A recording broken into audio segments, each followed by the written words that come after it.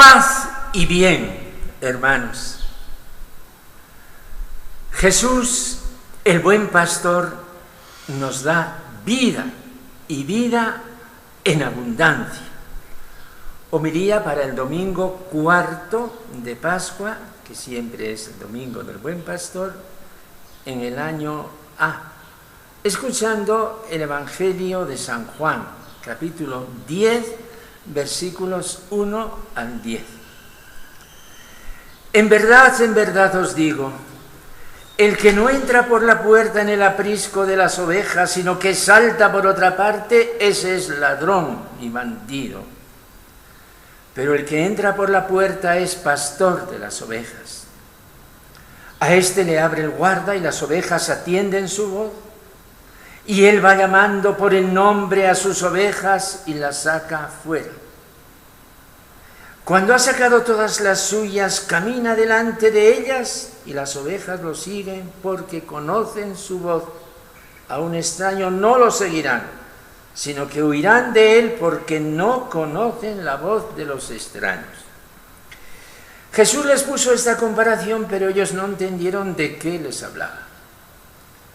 Por eso añadió Jesús, en verdad os digo, yo soy la puerta de las ovejas. Todos los que han venido antes de mí son ladrones y bandidos,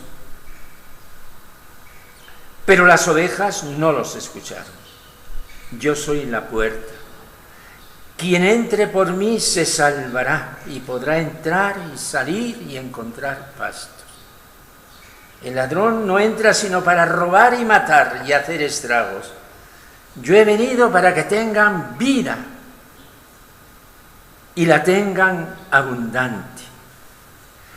Palabra del Señor.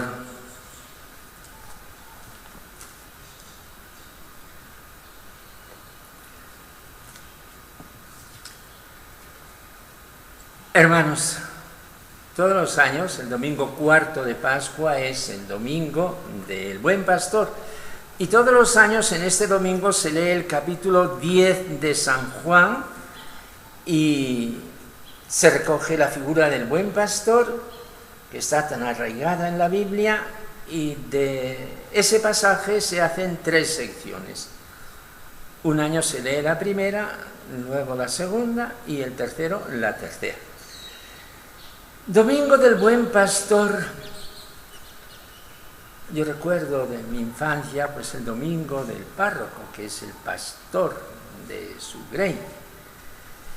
Domingo del Buen Pastor, que evoca muchas páginas de la Biblia y muy especialmente el Salmo 23. El Señor es mi pastor, nada me falta. En verdes praderas me hace recostar. Me conduce hacia fuentes tranquilas y repara mis fuerzas. Me guía por el sendero justo, por el honor de su nombre. Es el salmo que hemos rezado después de la primera lectura. El pasaje del Buen Pastor está todo lleno de simbolismos. Advierte el mismo evangelista, Jesús les puso esta comparación, pero ellos no entendieron de qué les hablaba. El lenguaje poético es aquí lenguaje simbólico. Lo que parecía una parábola es más bien una alegoría.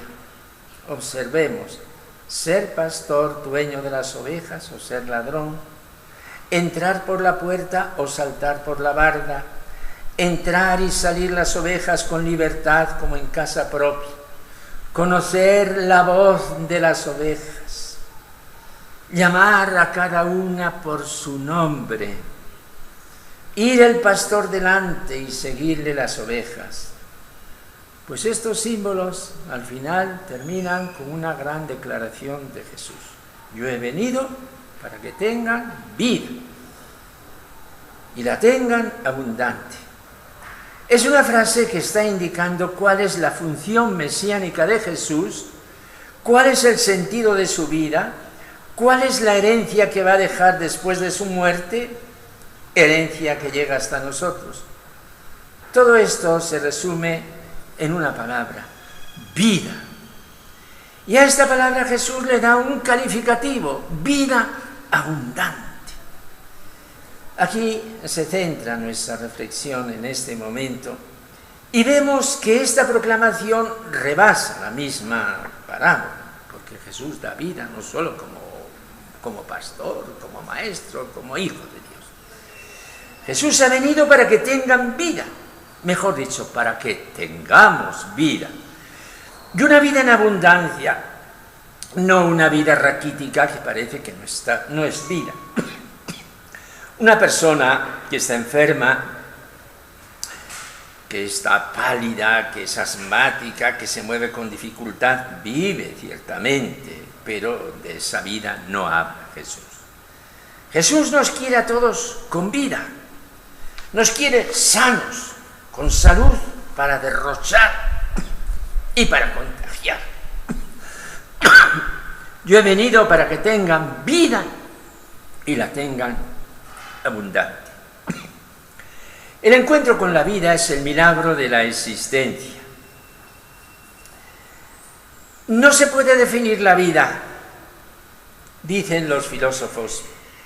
Efectivamente, para definir algo, tenemos que tener unos conceptos previos de referencia que sean superiores, pero superior a la vida no hay nada. La vida es la ebullición del ser, es la acción inmanente del ser, pues nos enseñaron allí en los tiempos del bachillerato. De la vida procede la acción, pero la vida es eso que motiva la acción. La vida está en la sangre, dice la Biblia, pero la vida es más que la sangre. Hermanos, según esto, ¿qué es? Mejor dicho, ¿qué será la vida de Dios? O la vida del Espíritu, que es lo que te hace espiritual. La vida de Dios es lo que te diviniza, es la vida a la manera de Dios, ya aquí en la tierra, y es la que nos da la inmortalidad y el gozo sempiterno. Pues he aquí, hermanos, lo que nos dice Jesús: yo he venido para que tengan vida y la tengan abundante.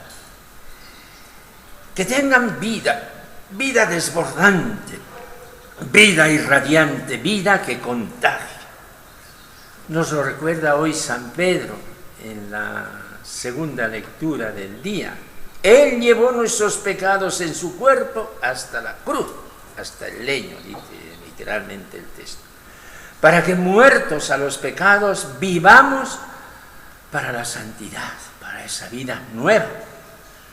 Estamos hablando de Cristo, de aquel Jesús crucificado, de ese Cristo resucitado, Mesías e Hijo de Dios, que hoy, ahora mismo, vive y reina con el Padre, y que es para mí el manantial de mi vida. Esta declaración soberana de la vida tiene un momento especial en la vida del cristiano, que es el bautismo. En el bautismo somos incorporados a la plenitud de la vida de Dios que nos ha traído Jesucristo. Porque bien amargamente la experiencia nos dice que el mundo no nos da vida, que al final esos valores pues nos defraudan. En el relato simbólico de Adán y Eva, el paraíso, Dios había puesto en el centro del paraíso el árbol de la vida. Eso era el paraíso, el jardín del árbol de la vida.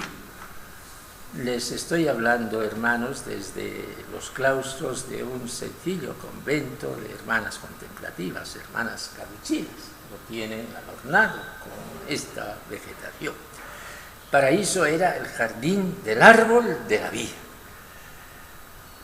Los santos han llamado el árbol de la vida a la cruz de Jesucristo.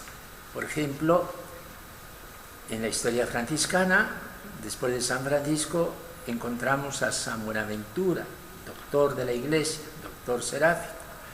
Entre las cosas bellísimas que escribió, tiene un pequeño libro que es una joya, El árbol de la vida. Y explica ¿Qué es el tronco? ¿Qué son las ramas? ¿Qué son las hojas y los frutos de este árbol de la vida, que es Jesús crucificado? De la vida habla Jesús en estas comparaciones varias del pastor y del rebaño.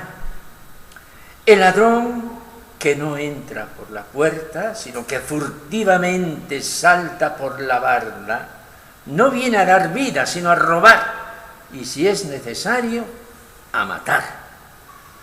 Todos los que han venido antes de mí son ladrones y bandidos, pero las ovejas no los escucharon. ¡Qué terrible es esta calificación que Jesús hace! Es terrible pensar que todo esto lo está diciendo de los guías espirituales de Israel, que no han dado vida al rebaño de Dios. Se está refiriendo a lo que el Evangelio, con unas palabras genéricas, el Evangelio de San Juan, pues llama los escribas y los fariseos. Pero es consolador lo que Jesús dice terminando la frase: las ovejas no los escucharon. Es lo que se llama en la teología el sentir del pueblo de Dios. El pueblo sencillo y creyente, por instinto que lleva en el alma, por el olfato espiritual, percibe dónde está Dios y dónde no está. Es lo que dice Jesús con otra declaración, identificando a sí mismo. Las ovejas lo siguen, al buen pastor, a mí, porque conocen su voz. A un extraño no lo conocen, no lo seguirán. Cuando uno ha conocido a Jesús, se establece una sintonía entre Él y yo, y sin que nadie me lo diga, yo sé que esto viene de Él y esto que huele raro no viene de Él. Yo lo sé. Es que, como dicen los apóstoles, Cristo nos hace participar de su naturaleza divina. Queridos hermanos, estos son los misterios celestiales a los que nos invita a celebrar la Pascua, dentro de la cual estamos, dentro de esos 50 días que empiezan en Pascua y terminan en Pentecostés, y que se llama la cincuentena pascual. Miremos a Cristo glorioso, a Cristo resucitado. Señor Jesús, tú eres la puerta del rebaño de la Iglesia, el único y buen pastor de la Iglesia. Condúcenos a nosotros por el verdadero conocimiento. Y si un día se acerca el ladrón y el salteador vestido de pastor, danos conocimiento para rechazarlo. Señor Jesús, tú eres el buen pastor, tú eres nuestra vida.